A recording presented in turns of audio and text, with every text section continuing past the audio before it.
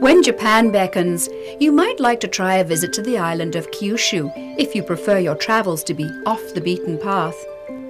Isolated from the Japanese mainstream and closer to Korea and China, traveling through Kyushu, you can be on the trail of Shinto temples, samurai cities, the largest colony of monkeys in the world, and the secrets of Japanese porcelain. Kyushu is actually the southernmost island in Japan, and I think it's probably the least known to Westerners. Parts of it are quite tropical, so you have the feeling of being on a South Pacific island as well as the advantage of being in Japan. And a lot of people think that they're closest to the old Japan, the Japan that's more rural and relaxed and mainly not that well known to tourists. In the center of Kyushu is Mount Aso, with its gigantic and still active volcanic caldera. The crater has an 80-kilometer circumference and accommodates towns, villages, and trains. It's also part of a massive national park, with plenty of walks and scenic stops along the way. It's ideal for family outings, and you can enjoy a local favorite, barbecued corn on the cob with a soya sauce. Active volcanoes usually mean hot mineral springs, and Kyushu has a wealth of onsen or spas. The therapeutic sand bath at Takagawara in Beppu is not a place to be coy unless you're being filmed. It may look weird, but being covered in red, hot, black volcanic sand is quite the experience. And wherever there's a hot spring or spa, you'll generally find a ryokan, where you can enjoy the hospitality of a traditional Japanese inn. We have so many different types of ryokan. Some ryokan is very, very old with a quite old style of Japanese lifestyle. But at the same time, now we have ryokan combining all the wonderful part of the Western style hotel.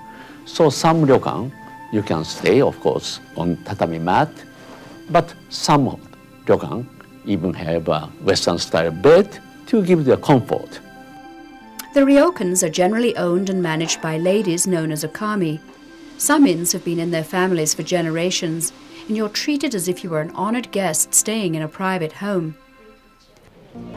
Onsen-crazed Beppu is also the land where you can literally go to hell.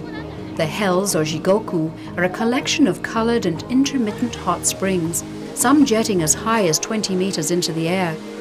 Ironically, these hells are in heavenly locations, with massive lily ponds fed by their steaming blue and blood-red waters and volatile geysers.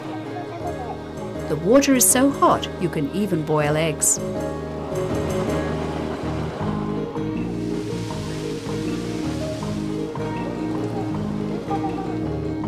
At neighboring Oita, another popular attraction is the Big Eye, a soccer stadium built for the 2002 World Cup. It has a retractable dome and can be converted for other major sporting events and concerts. And high in the mountain rainforest, midway between Oita and Beppu, is Mount Takasaki Monkey Park.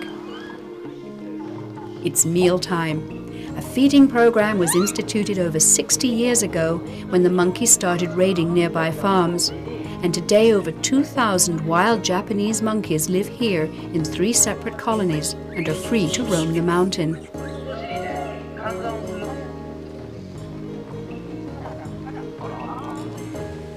And you cannot leave this region without visiting Kitsuki City, once home to samurai warriors.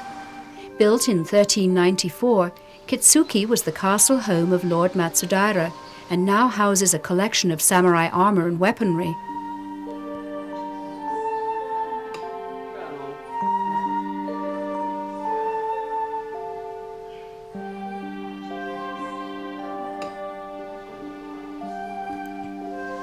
But it's not just the castle that intrigues visitors.